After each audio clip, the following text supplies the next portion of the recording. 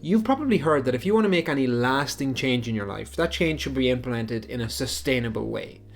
Having new habits and ways of working is great and all, but if they're not sustainable and something that you can do over the long term, most people will actually recommend steering away from them. But is that really the case? What if there are some real, tangible benefits to picking habits that are unsustainable over the long term, but come with some really positive short-term benefits?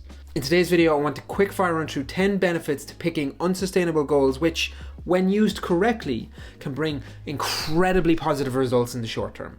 Let's get into it. Most of the time when people realize that something is unsustainable, it's because the level of effort, energy, and dedication required just isn't something that they can do day in, day out.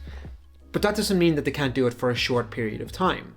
And because over this short period of time they've invested a higher level of energy than they usually do, well, the results that they get on the back of that also come quicker too. So if you're looking for some fast results where you're looking to really move the needle in a short space of time, unsustainable habits might actually be the best way to go about that. One of the biggest issues with sustainable habits is the fact that it just limits your options that are in front of you. Everybody knows that when you sit down to brainstorm, one of the first rules that you make sure everybody understands is that there's no bad ideas. Get everything out of your head, onto a piece of paper or a whiteboard in front of you, and hash everything out. But when you're starting off with the limitations, starting off with the filter of all of these ideas need to be sustainable, you're going to limit the options that you end up coming up with. So by removing that stipulation at the start of the process, you're going to end up with far, far, far more options that you can explore, which may, when you give them that time, end up becoming more sustainable than you would have thought possible. I want you to think back to when you were a kid and you were standing on a couch and you pretend you had a sheet tied around your neck pretending that it was a cape. And there was nothing that you thought was impossible. You jumped off that couch thinking that you were flying through the air, and you pretended that the floor was lava, and you came up with this world and story in your head that just removed any limitations of what was possible. When we approach habits and we look for ones that are sustainable, we do the exact opposite thing. We have this internal baseline in our head which tells us where we're starting off, and we have this artificial ceiling that we've just created out of nowhere. And the sustainable habits just allow us to operate within those windows. And sometimes that's exactly what we need. But if you're really trying to challenge the status quo, push yourself into the unknown, and try and do something that you've never done before, more often than not, approaching something from an unsustainable point of view removes those barriers, removes those ceilings, and just gives rise to these endless possibilities of things, just like we did when we were a kid. And so by pushing for something unsustainable, we're removing those barriers and opening up all those directions forward ahead of us. One of my favorite productivity tools and hacks to use is what's called the 2-minute rule. We've all been in that situation where we're sitting down on the couch or maybe just browsing Reddit on our phone and we know there's something that we want to do. But that activation energy, that drive to get up just isn't there. And so the 2-minute rule comes in and says, I'm going to sit down and I'm going to dedicate 2 minutes to doing this thing. And after those 2 minutes, if I find that I'm still not got any energy and I'm still not really driven to do this, I stop. I leave it for another time and I go and I do something else. But more often than not, when I do it, I actually find that just getting started is the most difficult bit, and once I've got a little bit of momentum going, it's actually fine and I'm happy to continue. And next thing you know, it's a half an hour in and I've got loads more work done than I ever thought I would get done. Picking unsustainable habits isn't a million miles away from this. We naturally have a deadline of maybe a week or a month, and while it's, yes, not a 2-minute rule, which is significantly easier of a pill to swallow, it's a little bit more difficult than that. But by having that deadline, by having this target and knowing how long that all these unsustainable acts are going to be encompassed by, it just takes that activation energy and brings it right down. Suddenly, this difficult new thing that we're trying to start just becomes so much easier, and all of a sudden you can just dive headfirst straight in and get started. By knowing it's not something that you're going to have to do forever, well, now all of a sudden starting becomes so much easier. We've all been in those situations where we have a goal and we start making huge progress really, really quickly, for it all to just stop one day. You realize that you've not made as much progress as you'd like, and something new and fresh is needed. Sometimes the run-of-the-mill stuff just isn't enough to break over that hump. And so if you're looking to really move the needle forward and start building that momentum again, sometimes you need to push into the extreme to get the results that come with those behaviors. The sixth reason is that it can build incredible levels of confidence when you do it right. How many conversations have you been in with other people where they say unsustainable goals is a bad idea? More often than not, this is actually coming from a fear that lives within inside themselves. Because if they were to admit that there is a time and a place where having unsustainable goals for short periods of time is a good idea, well, now they're going to have to ask themselves why they aren't doing that. And more often than not, the only answer to that question is because they are uncomfortable being uncomfortable. So if you're somebody who picks an unsustainable habit, you're now starting to build up this resilience, this ability to sit with that discomfort. And that is so rare. And what you will be left with is belief in yourself and a knowledge that if life throws something that is unknown, uncomfortable, and that you don't know how to deal with it your way, it doesn't matter. Because while you might not know what they are now, and you might not know what you're going to do in those situations, you've survived them before. You've overcome them, and you've lived to tell another tale. And so by doing things that are unsustainable and uncomfortable, the confidence that you build should not be undersold. And that will carry forward into everything you do in your life. Operating at the extremes isn't easy, and if you're going to pick some unsustainable goals, the chances are it's going to require high levels of time and energy from you. But the problem with that is the rest of your life doesn't stop. You still have a job, and you still have bills to pay, and you still have social commitments that you need to uphold. And having a sustainable habit doesn't make those things go away. So very, very quickly, if this is going to work, you're going to have to find ways of working and systems that allow you to manage it with the rest of your life.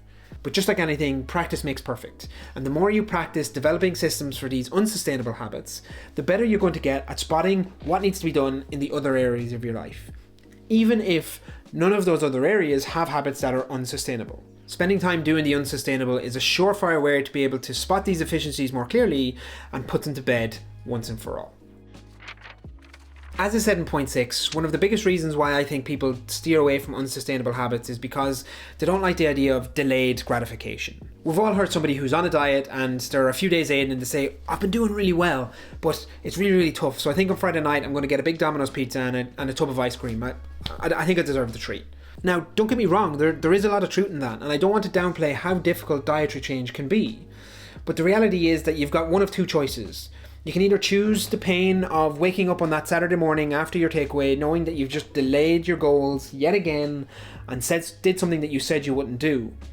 Or you can live with that delayed gratification, wake up on that Saturday and know that, yeah, last night sucked and I really would have loved a pizza. But I know now that I have not undone all the hard work I did dieting all last week, and I am actually now one step closer to this goal that I've never been able to realize before. And if unsustainable habits are the way to do that, well, I know that I'm going to pick that because it's going to make me happier in the long run. They say that if you want to pick up a new language, the best way to do that is to actually go and immerse yourself in the country. Spend some time with the people who live there, learn the culture, and just live day to day trying to speak this new language. Of course, when you move over first, you're going to have a dictionary in your back pocket and you're going to be struggling to say hello and goodbye. But jump forward 6 months' time and you'll probably be significantly more versed in that language than you would be even after 12 months of language classes back in your home country. The reality is, though, that this approach doesn't just work for things like languages, and you can apply to any new skill that you want to learn. And if you're like me, you probably have a laundry list of things that over your life you want to do. For me, a couple of big ones were learning guitar and learning how to ride a motorcycle. But the reality is, with my schedule and the time I have available, I couldn't really take up both at the same time. And so if I was to just pick sustainable habits for, let's say, riding my motorcycle, yes, that would work, and yes, I would eventually get to the point where I am now. But by taking the approach at the start of doing something that's unsustainable, it allowed me to move through this beginner stage so much quicker, allowing me to get to intermediate so that I can actually have a strong foundation to build new habits on in a very sustainable way. And this then freed up so much more time and bandwidth in my life, allowing me to move on to the next skill that I want to develop, which was learning guitar. And so by picking unsustainable habits, it allowed me to move through these things that I wanted to do in my life so much quicker. And giving that tomorrow is not promised, it allows me to build up these experiences which I've been able to share with other people and improve my overall level of happiness. And that is something that would not have been possible if I'd used sustainable goals exclusively. Point number 10 covers off the obvious problem that comes with unsustainable goals, and that is the fact that it's hard. And doing hard things is never easy. Listen, I won't lie. I know me sitting here talking about unsustainable goals is very easy, but when you put them in practice, it becomes a completely different challenge. In fact, it's fucking tough. We all know this. It's not going to be easy and it's going to just suck. But the more you do things that suck, the less they will suck. It's a term we all know as grit, and the more you do things that you just really don't want to do, the less of an impact they're going to have. You're still not going to want to do them and they're still going to be uncomfortable, but the level of impact that they have on your day is just going to go from massive to next to negligible. This is a key skill in life because none of us will have a life that goes 100% our way. By living with unsustainable habits, you are essentially self-inflicting some pain in your life. And that pain is going to build up your grit, and that will absolutely have carryover into every single area of your life. Now, while I've just gone through some of the benefits of unsustainable goals, I don't want to shy away from the fact that very, very quickly this can become quite toxic. We live in a world where social media paints this picture of a life that we feel like we should be living. It's fast cars, fancy houses, and sexy women. And we can very, very quickly get into this toxic productivity of where we're always push, and never stop to enjoy what we already have. And I don't want to shy away from the fact that having too many unsustainable goals is a very, very quick way to start going down this slippery slope. You're at risk of burnout, social isolation as these unsustainable habits just take up more of your time, and end up in this spin where you're just pushing for the sake of pushing and not actually to achieving your goals. But, and this is the bit that everybody skips over, no matter what you do, you're going to feel pain. You can either pick to live with the pain of an unsustainable goal, knowing in the back of your head that the results will come if you push for long enough. Or, on the other hand, you're living with this pain of living with the status quo and never actually doing anything to make those goals a reality. You tried and you failed and you're all but ready to give up. In both cases, you're living with pain, but at least in this one, over time you become happier. Over time, you start living this life that you've always dreamt of, and before you know it, you'll be happier than you ever thought possible. And if the choice isn't whether we want to feel pain or not, and just which one we have to pick from, I know which one I would pick. What do you think? This isn't something that you hear people talk about a lot, so I'd really love to hear what you think down below. But all that's said and done, that's this week's video, and I hope you have a great week. Talk to you next one. Peace!